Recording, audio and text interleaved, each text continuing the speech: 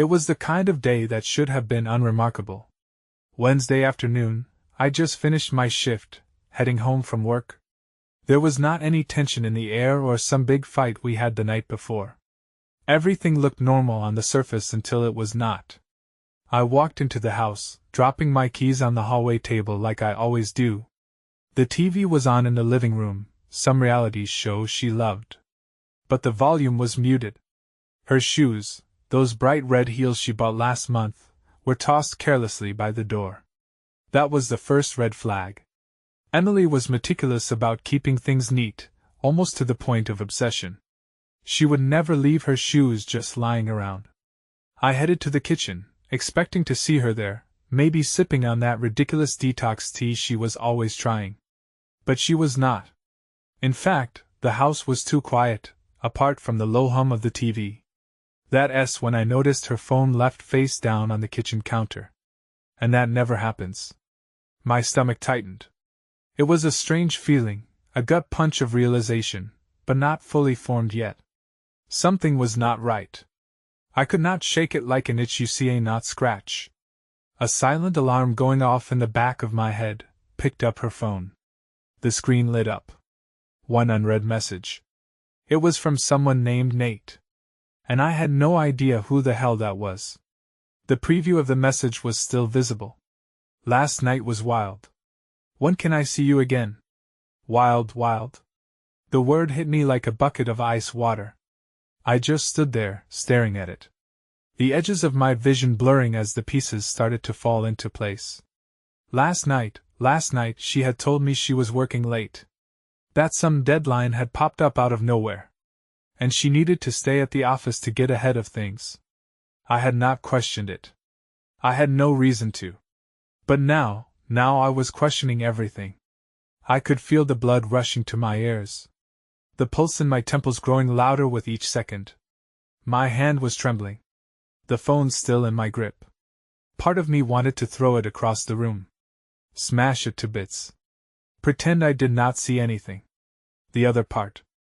The part that needed answers made me unlock the phone. I know. Privacy. But at that moment, screw privacy. My trust was the only thing I cared about. And it was slipping through my fingers like sand. The message thread opened. And there it was.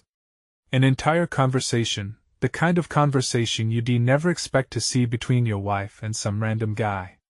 He was not just some guy. He was Nate, apparently. The messages were graphic, playful, full of things I could not believe she was saying to another man. Photos too. Photos I can never unsee. I felt sick. The kind of sickness that crawls up from your gut and sits heavy in your chest, squeezing your lungs until you can barely breathe. Before I could process what was happening, the door behind me creaked open. I spun around. There she was, Emily. Hair still damp from a shower. Wearing one of my old t-shirts like nothing had happened. She looked at me. A smile on her face. The kind that made me want to punch a wall. Hey, you home early? She said casually, walking toward me. I did not say a word. I just held up the phone. The screen still lit with her dirty little secret in full view. Her smile froze. Emily's face went pale the second she saw the phone. For a moment, the house was suspended in complete silence. No ticking clock. No background noise. Nothing. Just her. Staring at the screen in my hand. And me waiting for her. Well, I do not even know what I was waiting for. An explanation. An apology. She opened her mouth. Closed it. Then tried again. Her words stumbled out, dripping with fake innocence. It's not what you think. She whispered. Her voice shaky, but still trying to sound calm. She reached for the phone. But I pulled it back. Not giving her the chance to hide anything. Not what I think, I said. My voice coming out rough, like sandpaper. Could not help it. Rage was building up inside me like a storm. Explain that then. Last night was wild. What part of that am I not supposed to think? Her eyes flickered with panic. She was quick. I'll give her that.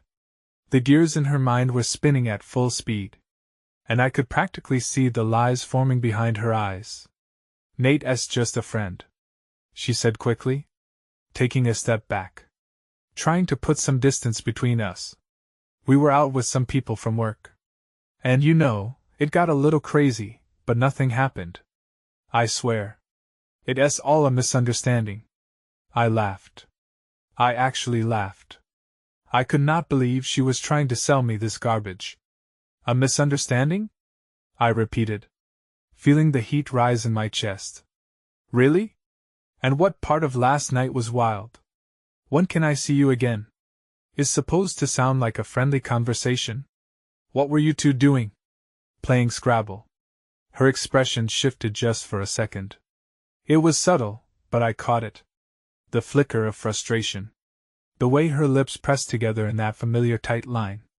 She hated when she was not in control of the situation. And right now I had her cornered. She crossed her arms over her chest, leaning into that defensive stance. Look, I told you it was just drinks. I did not mean for things to come across like that. Nate's got a weird sense of humor. And we were all a little tipsy. That's it. You remaking it a bigger deal than it is. I could feel my teeth grinding. So, tipsy people send each other messages about wild nights and making plans to meet again. Do I look stupid to you? She did not answer. Could not really. Her eyes darted around the room, searching for something.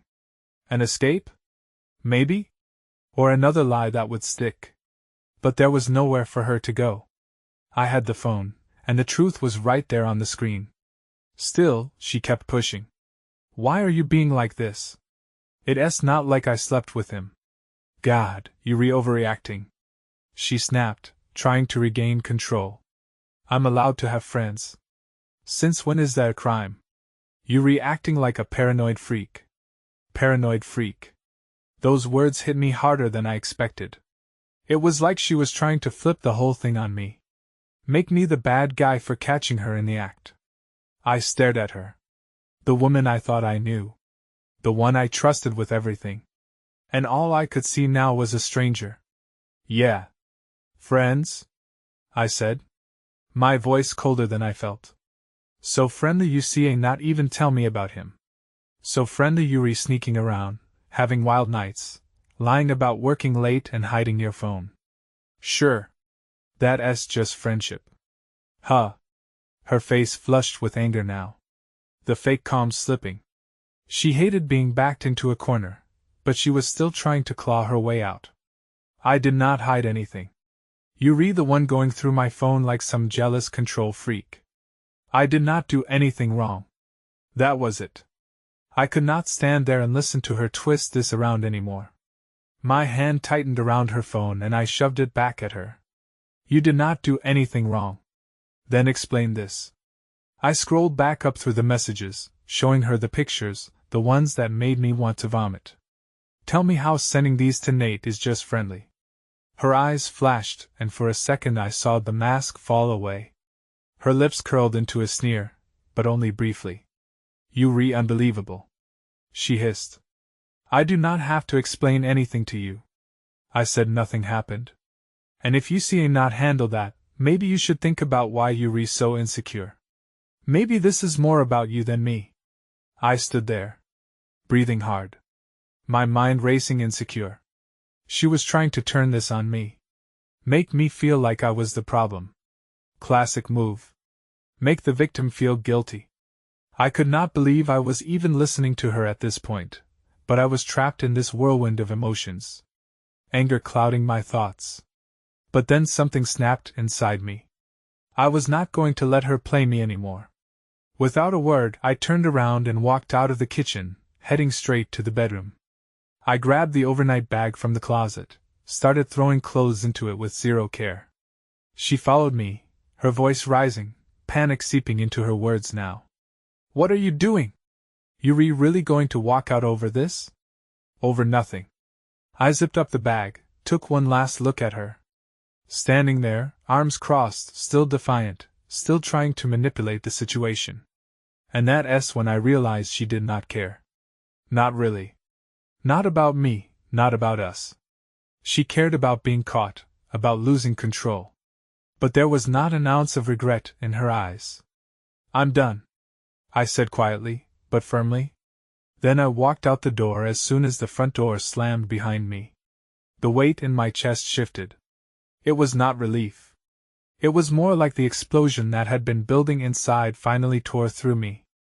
I dropped my bag on the porch, my hands shaking as I took a deep breath.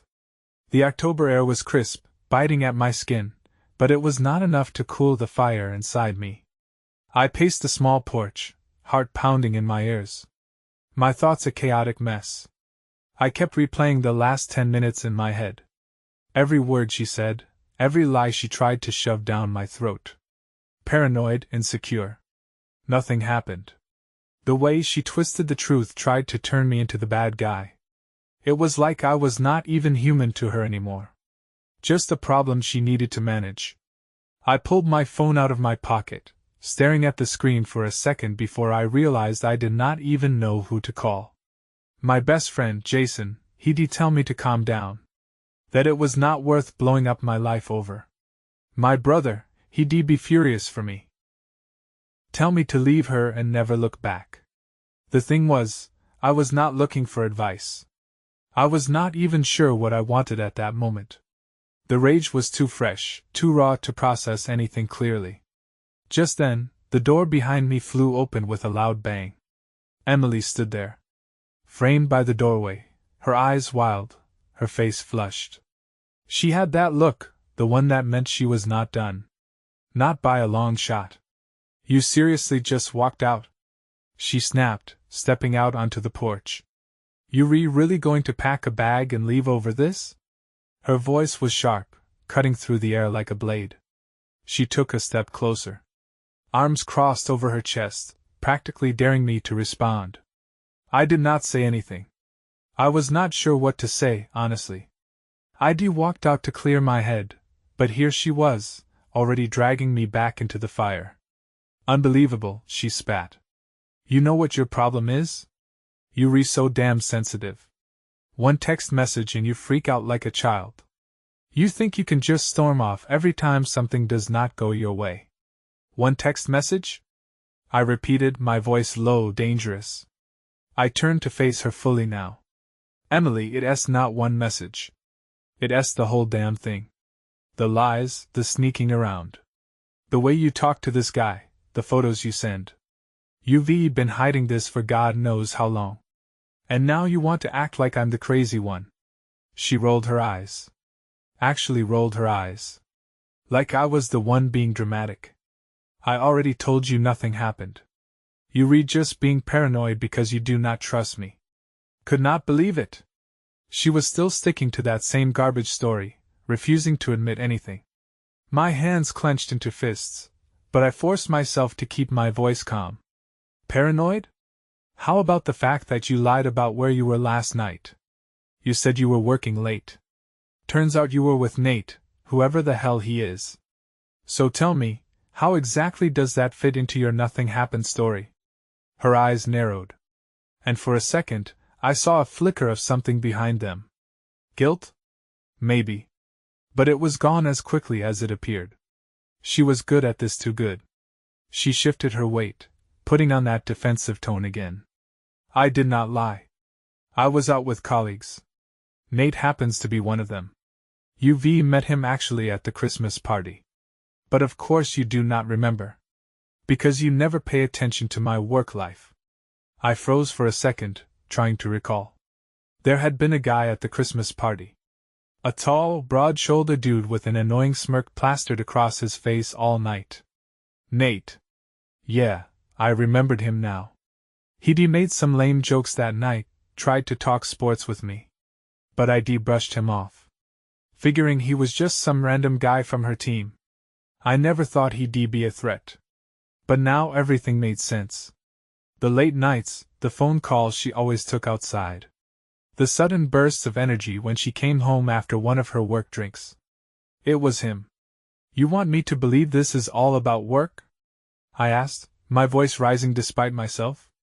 That you read just out there, getting drunk with this guy, texting him late at night and that's normal? Do you even hear yourself? She scoffed, her arms falling to her sides as she took a step closer. Getting in my face now. It's called networking, Jake. I'm not going to sit at home every night like you.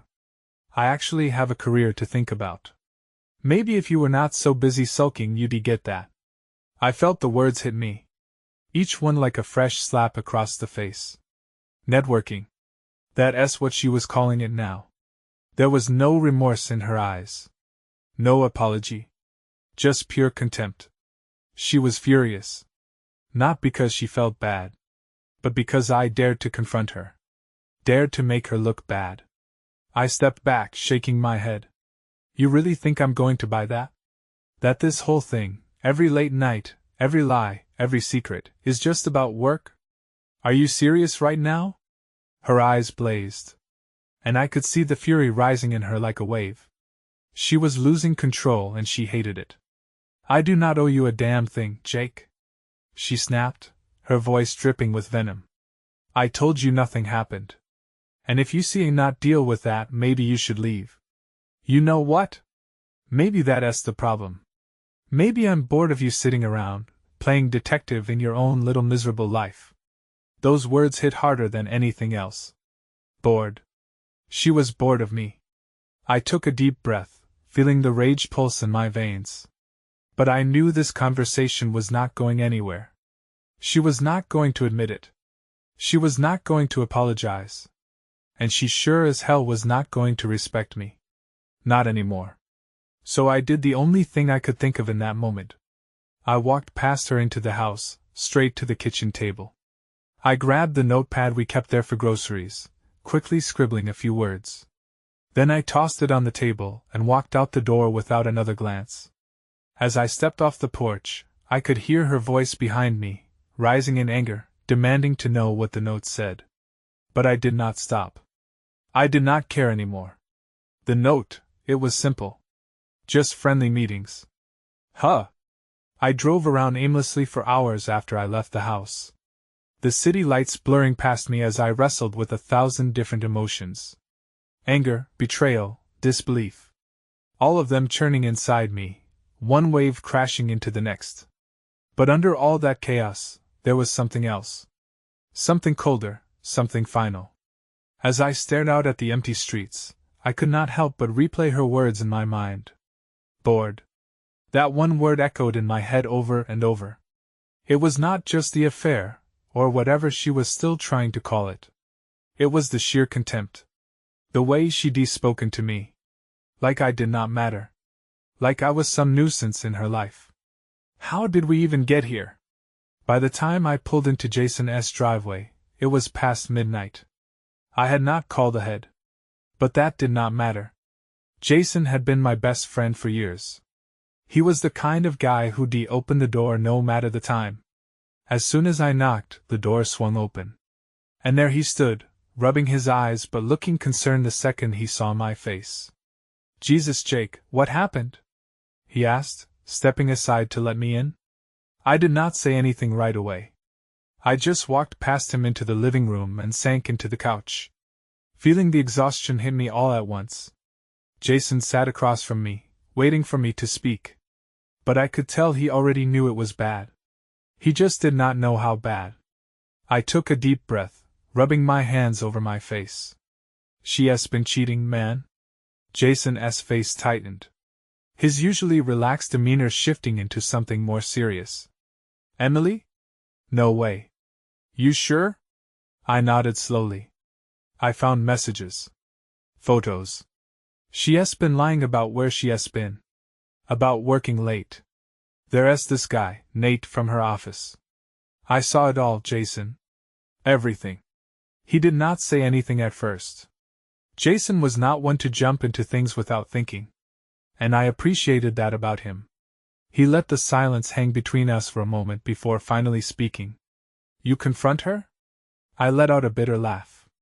Yeah, I did. And guess what? She did not even deny it, not really. Tried to say it was just friendly meetings. Said I'm the one overreacting. That I'm insecure, paranoid, whatever. Then she hit me with this gem. She is bored of me. Can you believe that? Bored. Jason leaned back in his chair, rubbing the back of his neck. Damn, man. I do not even know what to say. That's messed up. Yeah, you think? I shot back, my voice more bitter than I intended. I left, packed a bag, and walked out. Left a note on the table saying, "Just friendly meetings, huh?" Jason let out a low whistle. Good. She deserves that. But Jake, what's your next move? You gonna go back? Try to work it out? Or his question hung in the air, and I could feel the weight of it pressing down on me. My next move, the truth was, I did not know. Half of me wanted to walk back in there and rip her world apart, the way she'd done to mine. The other half just wanted to walk away and never look back. I do not know, I said, my voice softer now. I mean, I thought I'd feel better walking out. But I do not. I feel empty. Like none of this is real. Jason nodded, understanding. Look, man, I've known you guys for years. I get that this is not something you can just flip a switch on. But you gotta think about yourself now. You see, not stay with someone who disrespects you like that. It'll eat you alive. He was right. I knew he was right. But knowing it and accepting it were two different things. I sat there in the dim light of his living room, the silence stretching out between us. After a while, Jason got up, grabbed 2 beers from the fridge, and handed me one. I took it, grateful for something to do with my hands, even if it did not really help. She ever apologized? He asked after a long sip. I shook my head. No, not once. Just kept making excuses. Said I was blowing it out of proportion. That I was acting crazy. She would not even admit that what she did was wrong. Jason frowned, staring at his bottle like he wanted to say something but was holding back. What? I asked, leaning forward. Just say it, man. He sighed, meeting my eyes. You know what I think? She has been checked out for a while. This guy, Nate, he has just a symptom. The way she is acting, the way she talks to you, that did not start tonight. You do not wake up one day and decide to be a cheating, lying. He cut himself off, shaking his head. What I mean is, this is not new. She has been looking for a way out, whether she admits it or not. I wanted to argue with him, tell him he was wrong, that things had not been that bad. But deep down, I knew he was right. The signs had been there. I just did not want to see them. I'd let her pull away, make excuses, brush me off. And I'd let it happen because, I do not know, maybe I did not want to admit that the woman I loved was gone, that she turned into someone I did not even recognize. Jason leaned forward, his tone softer now. Look, man, you gotta decide what's best for you. If you go back in there, and she keeps treating you like that, what's it gonna do to you? You think she'll change? Or do you think this is just who she is now? I stared at the beer bottle in my hand, the cold glass sweating against my palm. I did not have an answer. I did not know what I wanted, not really. But what I did know, what was becoming clearer by the minute, was that the Emily I fell in love with was gone. And maybe she'd been gone for a long time. The next morning, I woke up on Jason's couch. The events of the night before rushing back like a bad dream. But it was not a dream. It was my life now. I looked at my phone. No calls, no texts. Emily had not even bothered to check where I was. She did not care. I knew deep down that whatever this was between us, whatever we once had, it was over. The pieces were too broken to fix. And I was not about to spend the rest of my life picking up shards of a shattered marriage. I took a deep breath and made my decision. I was done living in the shadow of someone else's lies. By the time the sun crept through the windows of Jason's living room, the reality of everything had settled into my bones. The kind of cold, hard reality that does not leave room for second chances or maybe she'll change. I sat up on the couch, staring at the pale light filtering in, feeling numb. The night before was still fresh, like an open wound. But the pain was dull now. Just there, heavy. Jason had left for work early, leaving a note on the kitchen counter. Call me if you need anything. Do not let her pull you back in, man. I stared at the note for a while, the words sinking in deeper than they probably should have. Because that's exactly what I was afraid of, that she'd pull me back in. Emily was like that, always knowing exactly how to twist things, how to get under my skin and make me question everything. She did not even need to apologize. Just one calculated move, and I'd find myself doubting my own reality. But not this time. I grabbed my phone, scrolled through the list of contacts, and landed on the number I dreaded calling. I'd never imagined it would come to this. But life had a way of throwing punches you could not dodge forever. My finger hovered over the call button, a lump forming in my throat. Do it, Jake. Do not look back. The phone rang twice before I heard the voice on the other end. Hello, Carlson Law Firm. How can I help you? My voice cracked when I spoke. Hi. I need to speak with someone about filing for divorce. The words felt foreign coming out of my mouth. Like they belonged to someone else's story. Not mine. But the second I said them, something clicked inside me.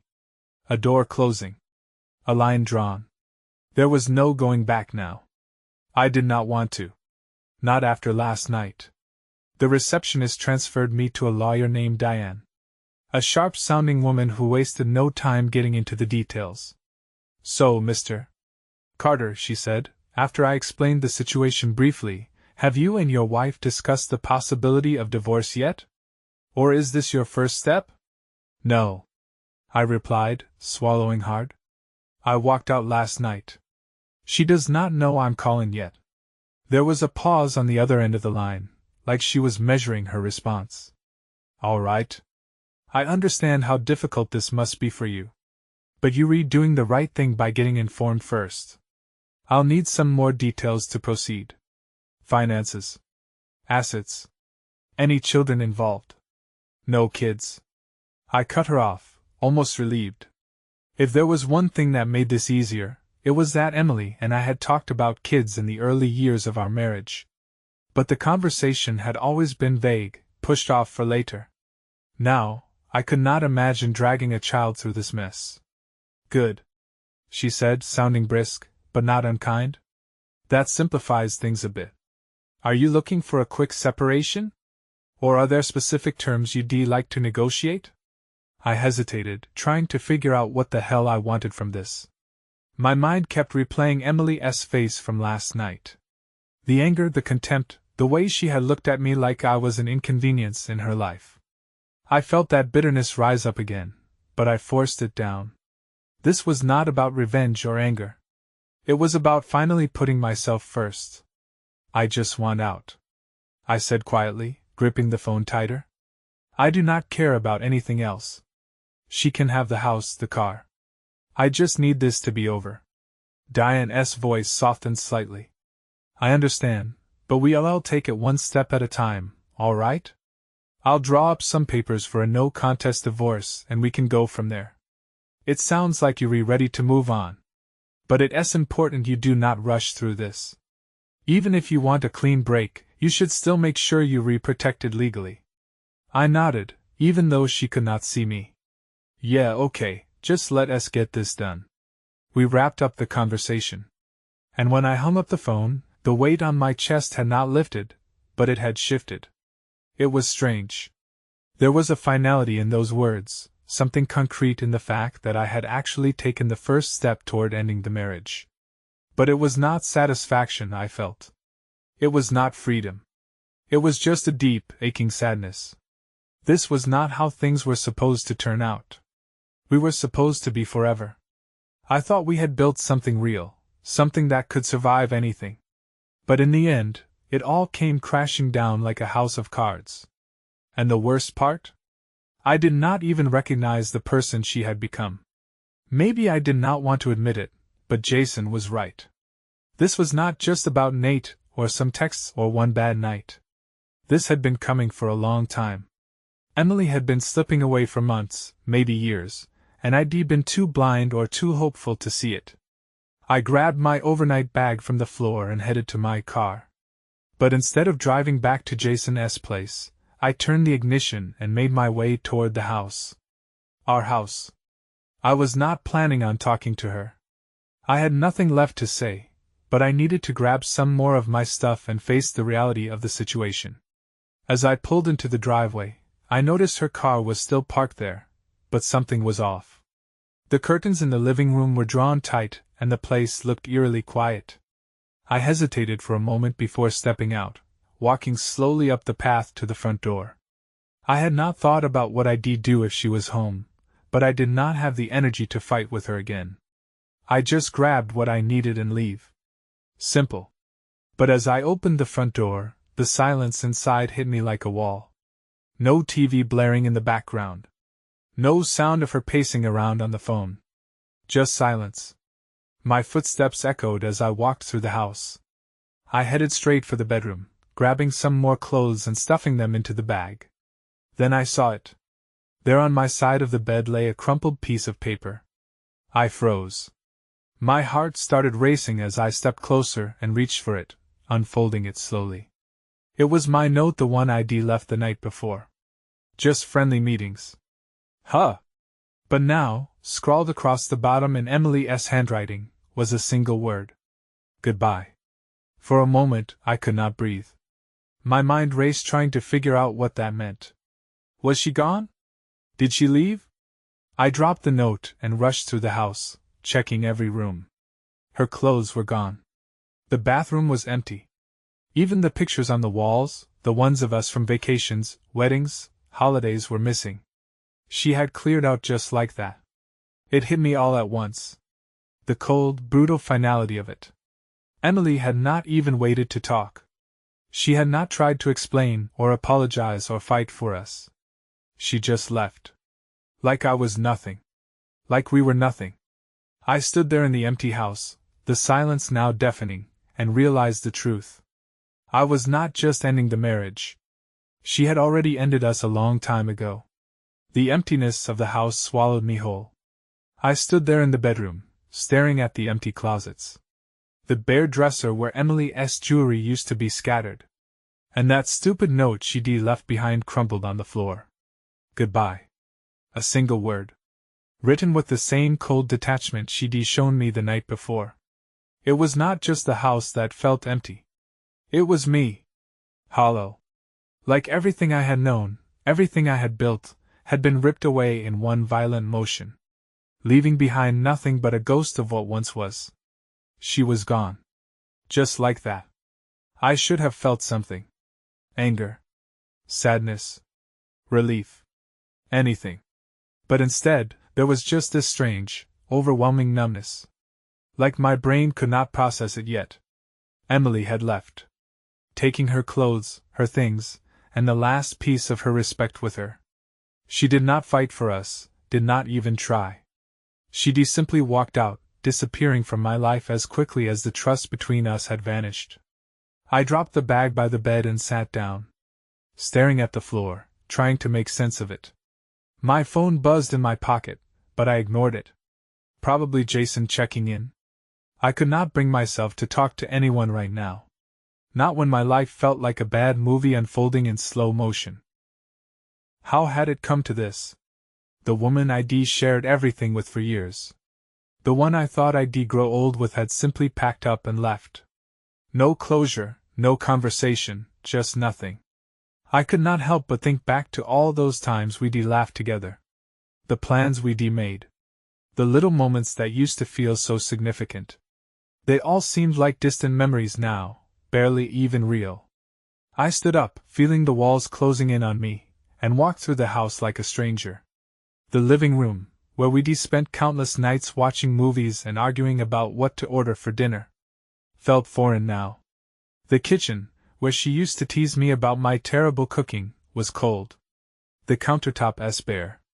Every corner of this house was filled with pieces of her absence. And it hit me like a sledgehammer. In the hallway, there was a photo, one of the few she had not taken. It was from our honeymoon. We were standing on a beach, arms around each other. Both of us smiling like we did not have a care in the world. I remember that day so clearly. How she had laughed when I tripped over a rock trying to set up the camera timer. Her laugh had been real then. The love had felt real. But now, I looked at the photo. And it was like staring at strangers. Who were those people? What happened to them? I pulled the photo down from the wall, not even sure why, and placed it face down on the table. I could not look at it anymore. I could not keep holding on to what was already gone. I wandered back into the kitchen, grabbed a glass from the cabinet, and filled it with water. As I stood there, I noticed her coffee mug. Still on the counter from that morning. It was like some part of her lingered in the house. A shadow of what used to be. I wanted to throw it, smash it into 100 pieces just to feel something. But I did not. I could not even bring myself to care that much. Instead, I walked back to the table, grabbed the crumpled note she'd left, and stared at it again. That word. Goodbye. It should have hurt. But all it did was solidify the truth I had been avoiding for too long. This was not just about her cheating with Nate, or the lies, or the disrespect. It was about something much deeper. We had been dead long before I found those messages on her phone. We'd been going through the motions, pretending to be the couple we once were. But underneath, we were both just ghosts clinging to the idea of what we used to be. Goodbye was not just her leaving. It was a final nail in the coffin of a relationship that had been decaying for far longer than I wanted to admit. I tossed the note back onto the counter and walked outside, needing air, needing space to think. The sun had set, and the cool night air hit me as I stepped out onto the porch. For a moment, I just stood there, letting the cold cut through the fog in my mind. I stared out into the quiet street, wondering how the world could look so normal while my life had just been flipped upside down. I sat down on the porch steps, staring up at the stars, trying to remember the last time I'd felt truly happy in this house. The truth was, I could not. Every memory I tried to grasp felt tainted now, twisted by the realization that I'd been holding on to something that was not real anymore. I thought about what Jason had said last night, how this was not just about Nate, how Emily had probably been checked out for a long time. He was right, of course. It was hard to admit, but he was. I'd been clinging to the idea of her, of us not realizing that she had already moved on in her mind, even if she had not left physically until now. I leaned back, resting my head against the porch railing, and closed my eyes, letting the weight of it all sink in. I did not cry. I did not rage. I just sat there, feeling the strange calm that comes after the storm has passed. She was gone, and there was no point in fighting it. No point in replaying the arguments, the lies, the excuses. The door had closed on us, and I was not about to stand there, banging on it, begging for answers I'd never get. Eventually, I stood up and walked back inside. The house was dark, quiet, and for the first time, I realized it did not feel like home anymore. It was just a place. For walls that used to hold a life I no longer recognized, I grabbed my bag from the bedroom, threw it over my shoulder, and did not look back. As I stepped out into the night, I knew one thing for certain. Whatever came next, it was going to be without her. This chapter of my life was over, and as much as it hurt to admit, there was a strange freedom in that. No more lies, no more pretending. Just me walking away from the ghost of the person she used to be. Goodbye, I thought, echoing her last word in my mind. This time, though, it was not filled with bitterness. It was a release. I got into my car, turned the key, and drove away. Not just from the house, but from everything we had once been. There was no going back now. Only forward. As I drove away from the house. No, that house. I felt like I was leaving behind not just a place, but an entire life. The streets stretched out before me, endless and empty. The faint glow of the city lights in the distance felt like another world. One I was not part of anymore. I kept driving, not caring where I ended up. The silence in the car was deafening, but it was better than the silence in that house. I did not have a destination, but my hands gripped the wheel, pushing me forward. The past few hours, the past few months, had been a blur of lies, accusations, and emotional wreckage, and I could not process any of it yet. There was no moment of clarity, no cinematic realization that it was all going to be okay. Just this numb, hollow feeling that crept into my bones and would not leave. I stopped at some random gas station on the outskirts of town. The neon lights flickering above me like a sign from some cheap horror movie. I had not eaten since yesterday, and my stomach was in knots. I parked and leaned back in the seat, staring up at the ceiling, trying to remember the last time I felt something other than this crushing weight of betrayal. What now? The question floated in my mind, but no answers came. I got out of the car, the cold air hitting me hard. The dingy station had one of those 24-hour convenience stores, the kind that sold stale sandwiches and questionable coffee. I was not hungry, but I walked inside anyway, the fluorescent lights buzzing overhead.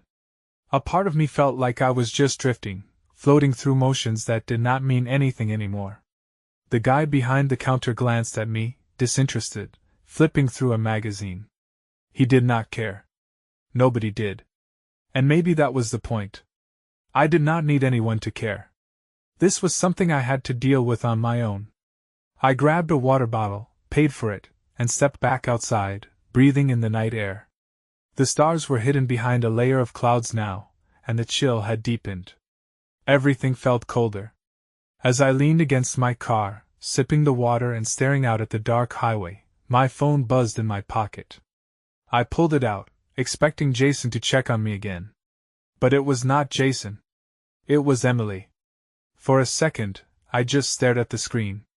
Her name glowing in the darkness like a reminder of everything that had gone wrong. The last thing I wanted was to hear her voice, to listen to more excuses or fake apologies. I was done with that. But some part of me, the part still tangled in the mess of our shared history, could not resist. Maybe I wanted closure. Maybe I wanted her to admit what she did. Or maybe I just wanted to hear her say something that would make sense of all this chaos. I answered, keeping my voice steady. What? There was silence on the other end for a beat. And then her voice came through, soft but strained. Jake, I'm sorry. I closed my eyes, feeling the familiar surge of anger rise again. The words were empty, hollow. I had heard her say sorry 1,000 times before, for little things, for arguments we used to laugh about later. But this? This was not something a simple sorry could fix. For what? I asked, my voice cold. Sorry you got caught? Sorry you did not clean up your mess before I found out? What are you sorry for, Emily? She hesitated. And I could almost hear the gears turning in her head, trying to figure out what angle to take. I did not mean for it to get this far, she finally said, her voice cracking slightly. I do not know what happened. Everything just got so complicated. And complicated. I cut her off, my anger spilling over. You recalling it complicated? You lied to me, for months, maybe longer. You cheated, Emily. That's not complicated. That's betrayal. I know, she cried. And I could hear the panic in her voice now.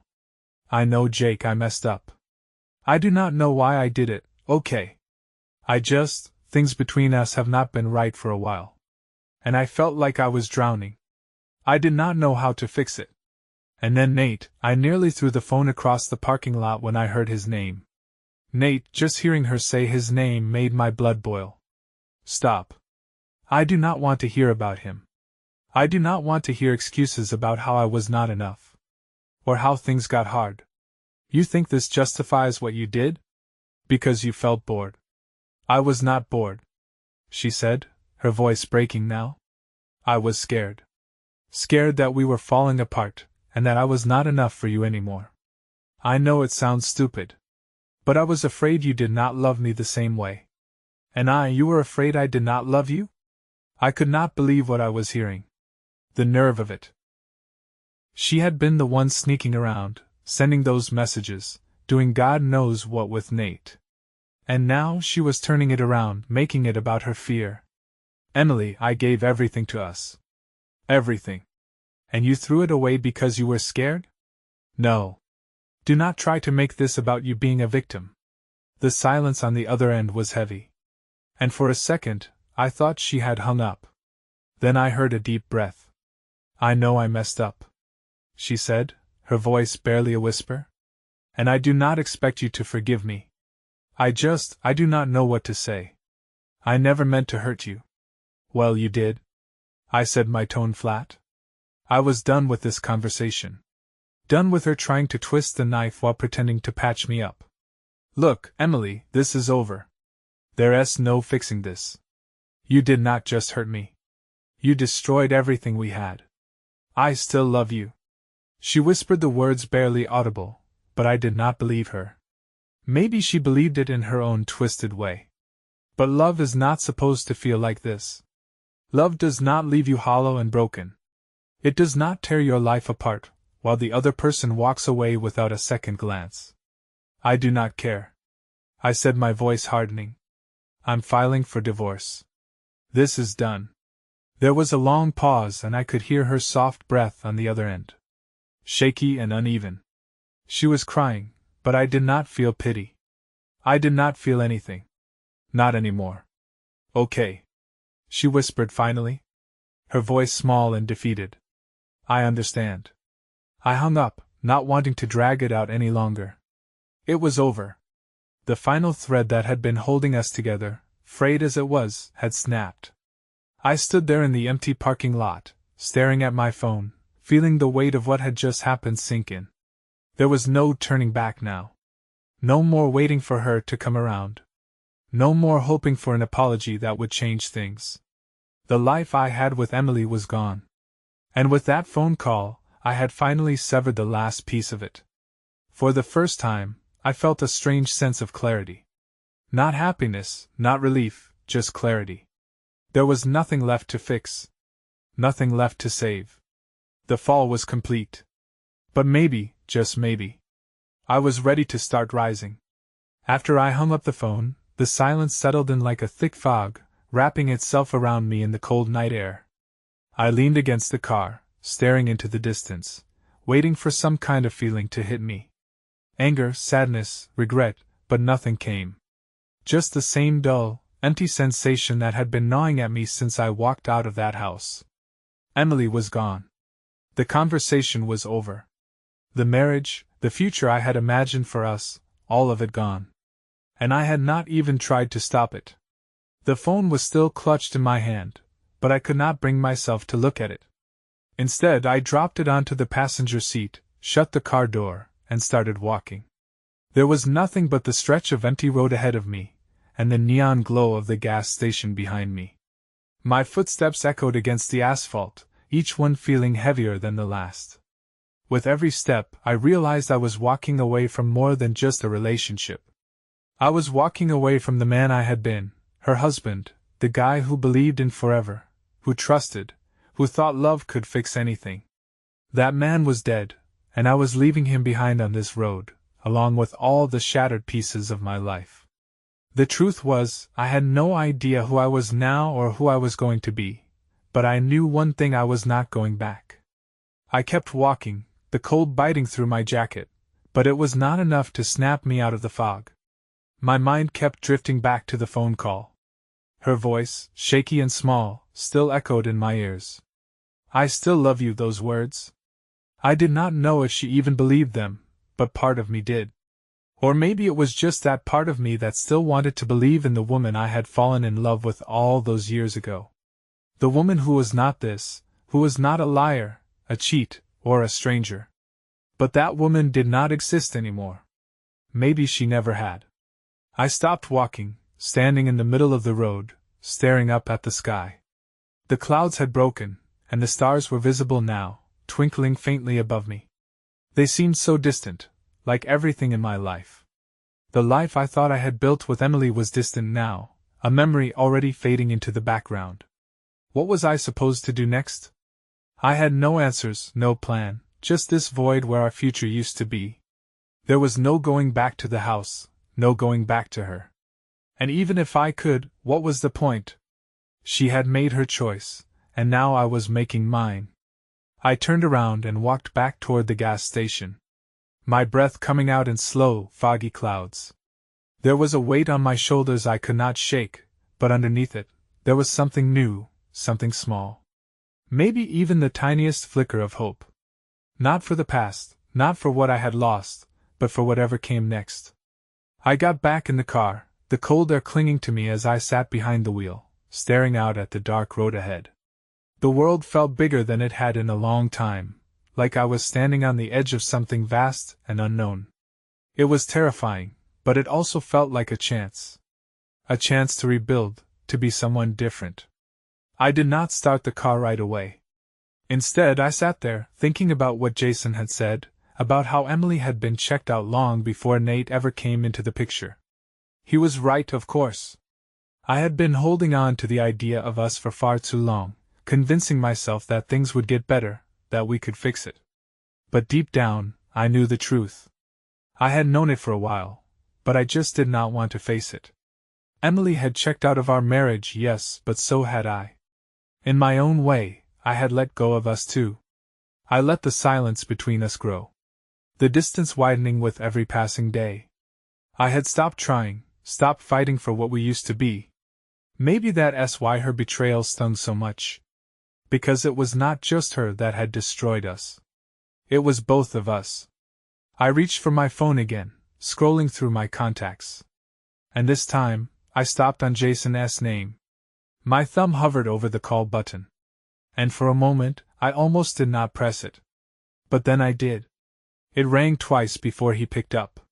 His voice groggy, but immediately concerned. "Jake? You okay?" "I'm fine," I lied. Knowing he would not believe me.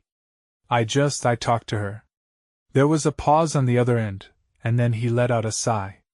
"And she's gone," I said quietly. "Left the house, cleared out. I guess it's really over." Jason did not say anything right away. He knew better than to throw out some cliché line about how things would get better or how I'd move on. Instead, he just said, "I'm sorry, man." I nodded, even though he could not see me. "Yeah, me too." "Where are you now?" "Some gas station on the edge of town," I said, looking out at the road. "I do not even know where I'm going." "You do not have to know right now," he said, his voice calm. "Just come back here. We'll figure it out in the morning." There was something comforting about his words. The way he did not expect me to have all the answers. The way he was not trying to fix anything. Just be there. "Yeah," I said, starting the car. "I'll be there soon." The drive back to Jason's place was quiet. The darkness of the night settling in around me like a blanket. But this time the silence did not feel so heavy. It was not the suffocating kind that had lingered between Emily and me for so long. It was just stillness. I pulled into Jason's driveway. The familiar sight of his old pickup truck parked next to the house. The lights were off, but I knew he'd be awake when I knocked. That's the kind of friend he was. Always there even when you did not ask for it. I grabbed my bag from the car and walked up to the door, knocking softly. A few seconds later, the door creaked open. And there he stood, his eyes tired but full of understanding. "Rough night," he said, stepping aside to let me in. "You have no idea," I muttered, dropping my bag by the door. We did not talk much after that. Jason handed me a beer and we sat on the couch in silence. The TV flickering in the background. Some late-night rerun neither of us paid attention to. For the first time in a long time, I did not feel the need to fill the silence with words. I knew the road ahead was not going to be easy. The divorce would come, the lawyers, the division of everything we had built together. And then there would be the long, slow process of figuring out who I was without her. But for now, sitting here in the quiet with a friend who understood without needing explanations, I allowed myself to feel something I had not felt in a long time. Not happiness, not relief, but the faintest, smallest spark of hope. The first rays of sunlight peeked through the blinds, cutting through the shadows that had swallowed the living room.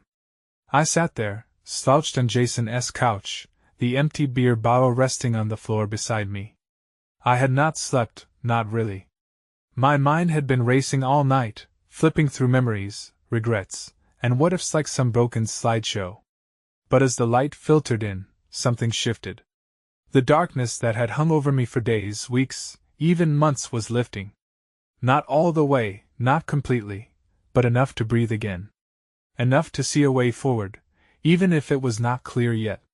Jason was still asleep in the armchair, his head tilted at an awkward angle.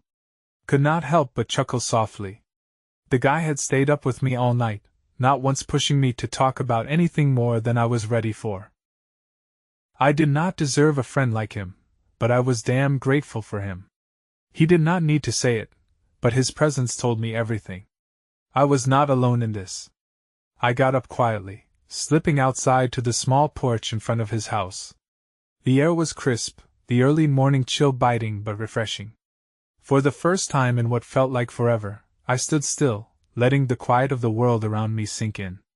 No chaos, no screaming in my head, no texts from Emily, no lies hanging over me like a cloud, just stillness. I leaned against the porch railing, staring out at the empty street as the sky turned from deep purple to light blue, the promise of a new day creeping in. And in that moment, I realized something. I had been so caught up in everything I'd lost that I had not even considered what I might gain. Yeah, it hurt. Everything about this situation hurt. The betrayal, the lies, the coldness of that last conversation with Emily. It had torn me apart in ways I was not even sure how to fix. But standing here with the early morning light warming my face, I knew that, for the first time in a long time, I had control over something. My own life. The marriage was dead. It had been long before I found those messages. Emily had left both physically and emotionally, and there was no going back to what we used to be.